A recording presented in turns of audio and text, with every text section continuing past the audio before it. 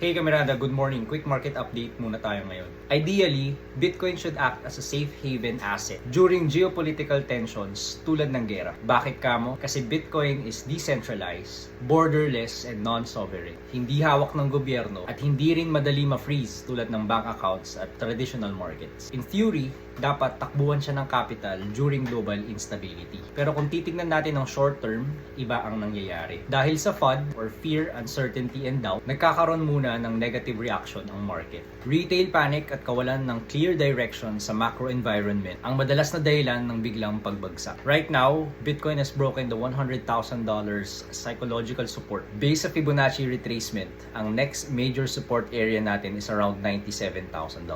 Let's monitor the Asian market maya-maya lamang at lalo na ang US market open mamayang gabi. Doon natin makikita kung magkakaroon ba ng bounce or further drop. Ang reminder ko sa inyo ngayon is to remain calm, stick to your system, at huwag magpadalos-dalos sa mga trades. Yun muna ang ating market updates ngayong umaga. If you need a trading community, join ka sa amin, just message me, I'll give my Discord link. Kung gusto mo ng mga ganitong analysis or educational reels, follow my page for more.